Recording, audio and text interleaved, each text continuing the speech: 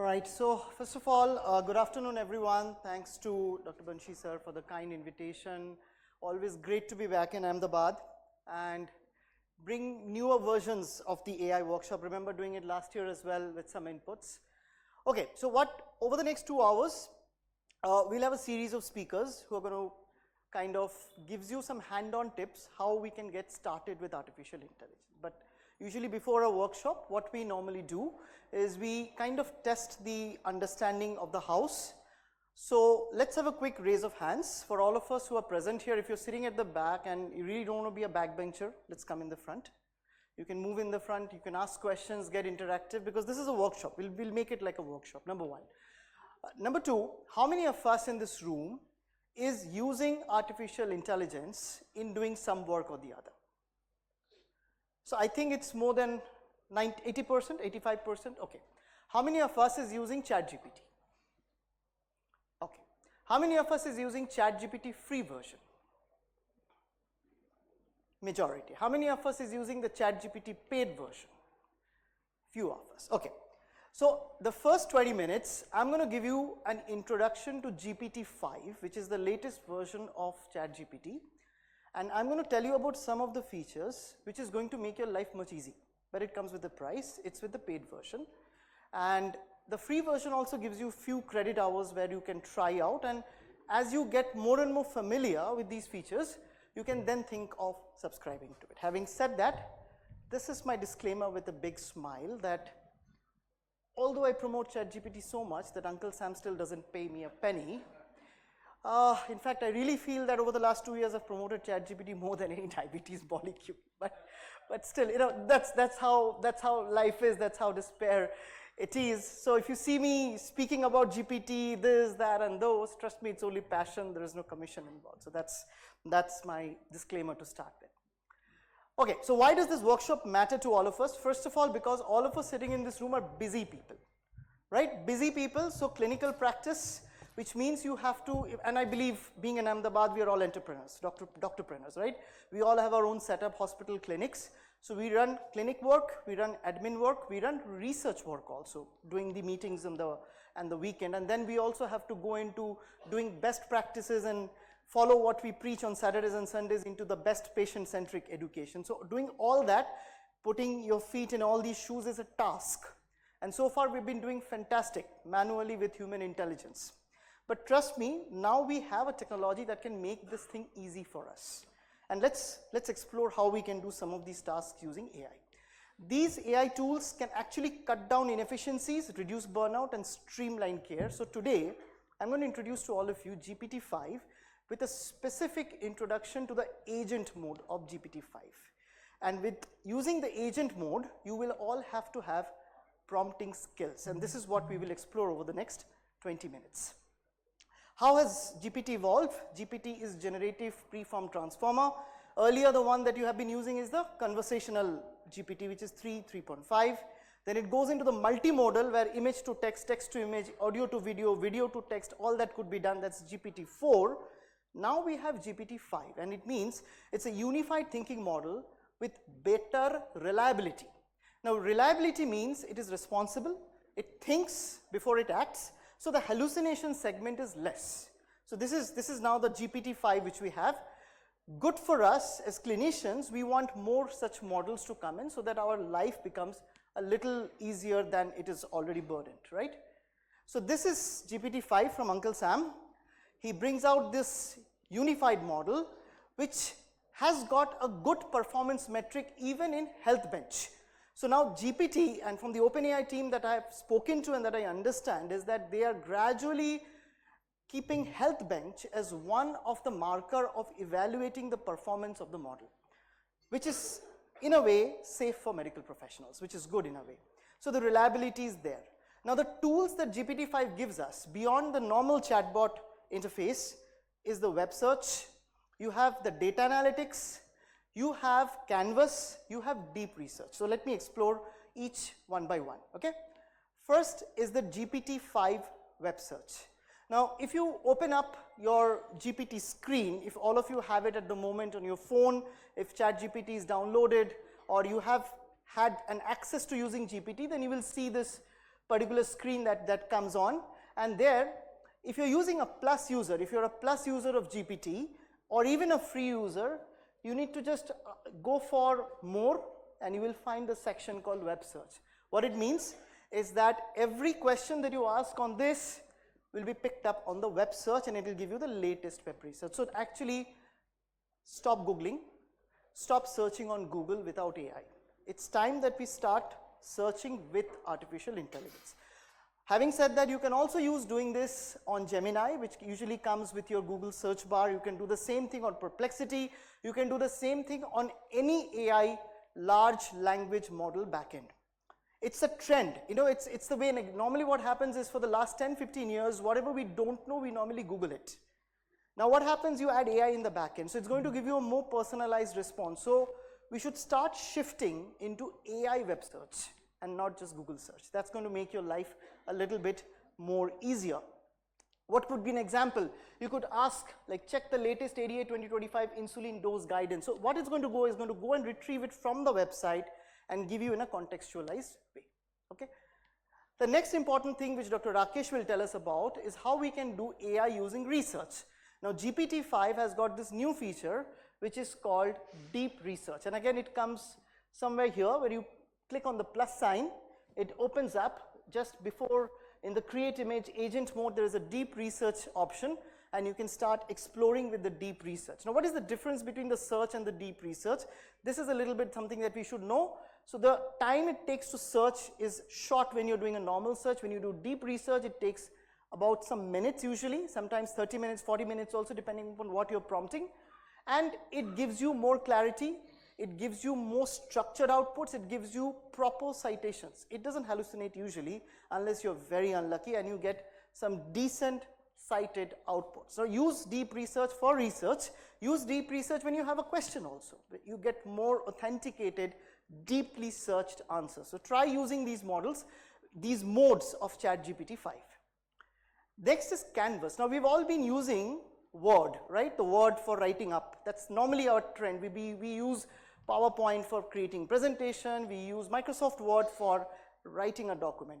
Let's start using AI. Now what happens is Canvas is like a slate.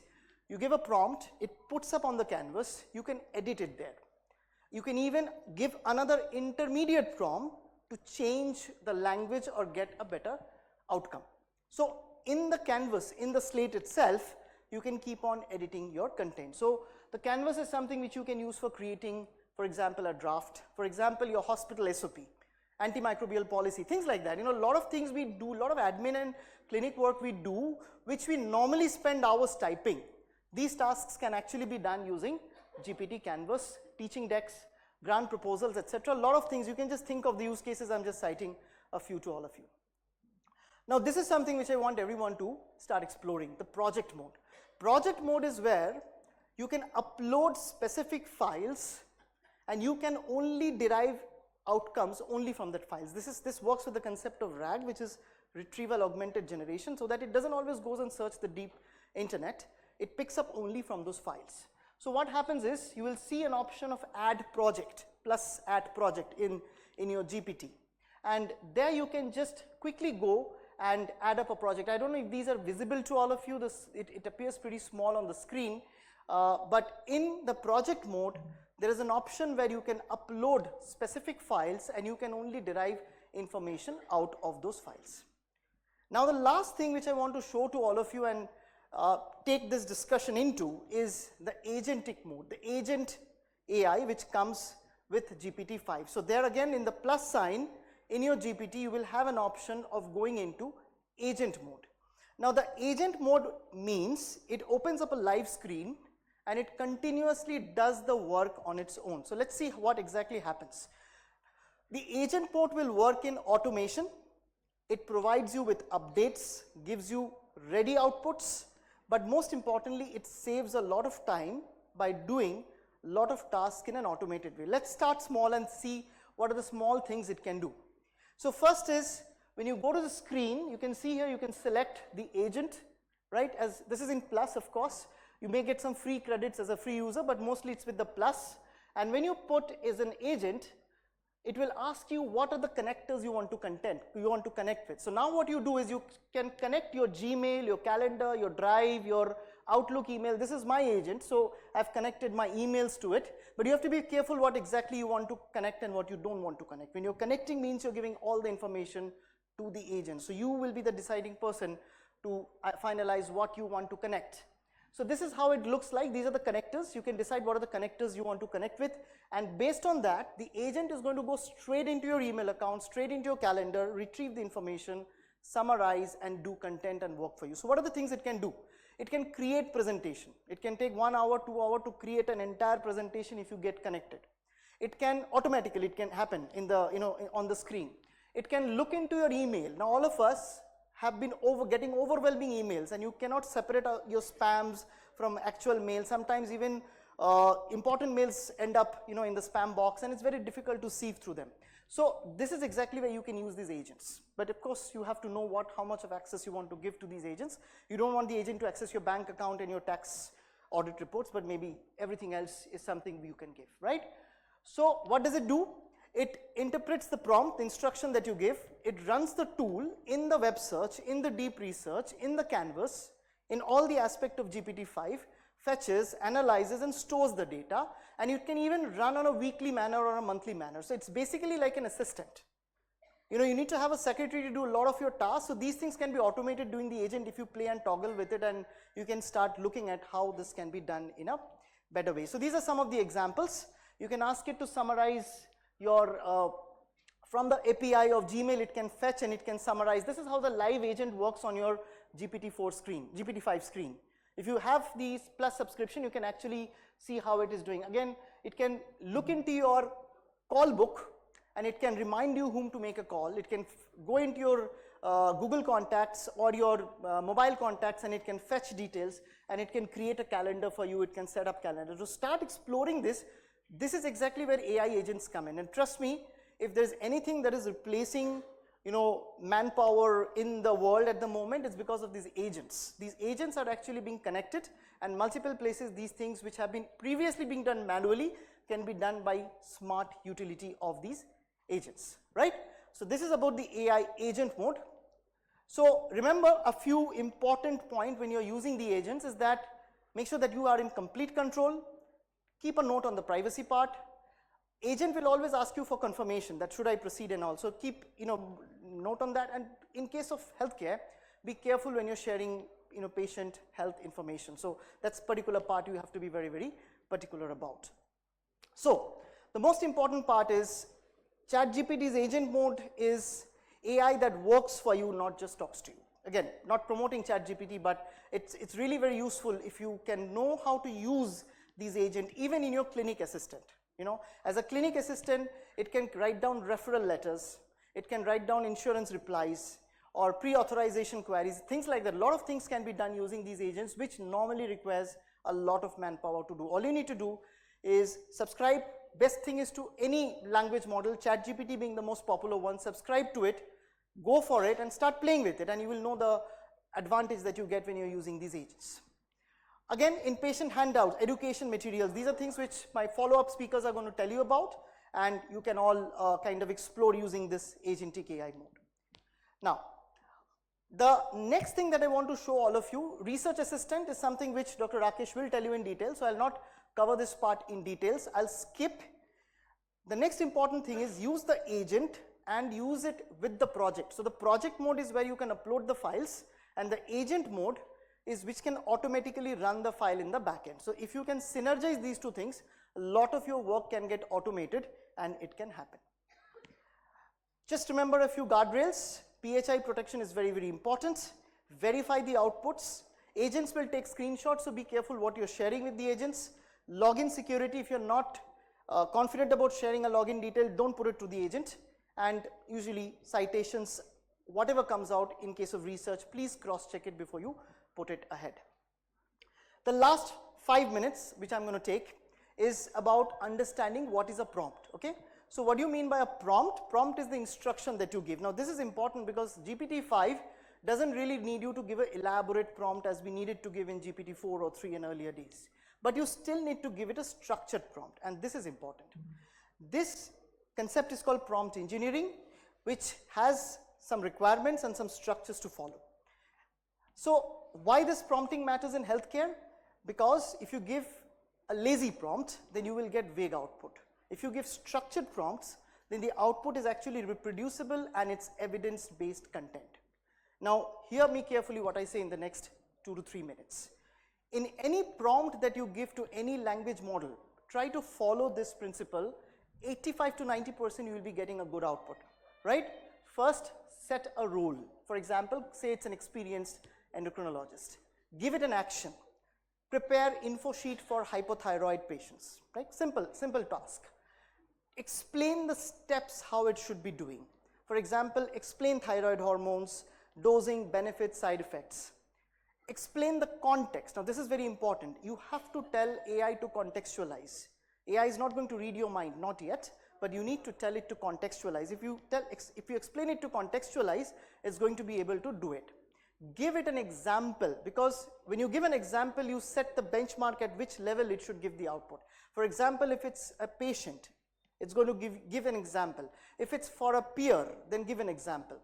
And always write the format in which you want the output, whether you want it in the form of a Word file, a PDF, a JSON output, a table, tabular output, whichever way. So these are the 6 important points that you need to mention in your prompt. Okay, so this is called RASCEF method of prompting, and it usually works in most of the cases. Let's quickly take some examples. Now for literature review, which Dr. Rakesh will show you, you can follow the same principle. Role will be of a medical research assistant. Action is summarize GLP-1 studies in type 2 diabetes and obesity. Steps, identify studies in the last 3 years and outcomes. So you're mentioning what is the bandwidth in which it should research. Give examples, semaglutide versus liraglutide, and tell in which format you want. For example, concise bullet points, Vancouver reference, and also give the context from where it should search. If you want only from PubMed search, then mention it. If you want only from diabetes peer-reviewed journal, then mention it. So try to follow these principles when you're prompting. Again, this is a similar example. Write the structure, give the time frame, focused outcome, output, as well as references in the 6 method of prompting. These are quick tips. You can all take a snapshot of this. It will help you, as you go around prompting and playing with prompt engineering. Most important, be specific in your ask. If you ask vague questions, it's going to give you a vague reply. You must make sure that you provide context. I will repeat this every time you prompt. Please don't be lazy. Provide the context. You will get a better response. Experiment with the style as you go forward. Once again, most important is assign the role, iterate, continuity. Always keep on asking the same prompt, in the same thread. That keeps on giving you a better response when you're asking to ChatGPT, and give organized names to each of the threads so that it also understands on which context you are trying to do. Most importantly, request examples for clarity. That is very, very important. And set realistic expectations, and prompts will evolve with practice. Today, in the era of automation, we will all become lazy prompters, but trust me that I'll just take a few more minutes. Trust me, as we evolve, with individuals using artificial intelligence, prompting is actually going to determine how intelligent we are using these AI ecosystem. So this is the whole understanding of how to prompt. So let's finalize and let's kind of recapitulate on what we have built. So whatever you're prompting and whatever we'll be prompting after this should be based on these 6 steps. We set the role, action, steps, context, examples, and ask in which format you want the output. Try this out in your day-to-day prompting into ChatGPT, Perplexity, whatever you do.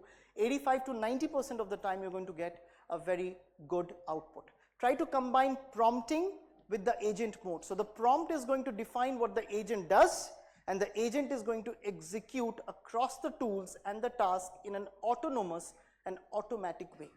Try exploring these 2 things together, and life will certainly seem much easy for all of us. These are some of the examples of a prompt using the method of prompting I told you. For example, you are a research agent, search PubMed 2023 to 2025 RCTs in T1D pumps, extract numbers, interventions, comparator outcome, effect size, tabulate results, summarize in bullet points with citations, and pause for review before synthesis. So at each level, you are giving it a guideline to do it in a structured way, and every time it will stop and it will ask you that what should I do next.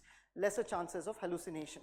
Again, in your clinic, you can ask these kind of prompts. You're a clinic admin agent, generate referral letter for patients with uncontrolled diabetes, include reason, labs, comorbidities, red flags, format as a standard referral with sections, give the output in docx format, which is in Word file, right? These are the kind of examples you can give. Another example is a patient handout prompt, and so on and so forth. You can now keep on exploring with these different types of prompts. So going forward, these are the best prompt practices that I want to highlight to all of you. Make sure that you're limiting the scope. If you limit the scope of the prompt, you're going to get more refined output coming out. So just try to focus on that part. That's going to help you out. And always ask for sources and dates. Remember, always GPT doesn't know what is today, although unless you put the web search into it, because then it picks up the date. So remember to ask for the dates and provide the dates and ask for the sources. It will usually give you a correct sources. And some of our friends, you know, who are always a critic, keep on saying that AI is drunk and that, well, AI is hallucinating. Well, it's not that. Your AI is not drunk. It's you who are drunk because you're not able to prompt it in the right way. So let's try to use it in the most effective way with the right kind of prompt. There will be limitations. Ethical and legal accuracy issues will be there. Cyber security will be a big challenge when you're using agents. We have to use it carefully, step by step. Agents are there all around us. Your bank account will have an agent. Your whatever things you do, your Facebook has an agent using it. Everywhere there's an agent, and they mostly run with GPT-5 in the backend, unless there is something else. So start exploring these agents, subscribe to one of the language model platforms, and find out a use case where an agent can fit into your small use case, like a Gmail supporter, or maybe something that goes into your clinic, EHR and picks up the appointments and summarizes. Quickly summarizing, so try to use prompting as well as the agent in ChatGPT 5 as a co-pilot for the doctors, and we will, as we go along, we can evolve going forward. I will now request all of you who are here present, because as committed to Banshi sir, we have committed that all of you attending this workshop today will be getting one certification from Dr. Zia and the Indian College of AI in Medicine. So kindly take a screenshot of this, or you can just scan the QR code, fill up, it's a small review form, fill it up later at the end of the workshop. You can tell us how you like the content of the workshop, and your email comes to us, and we'll have the RX team send you a separate certificate for being a part of this workshop.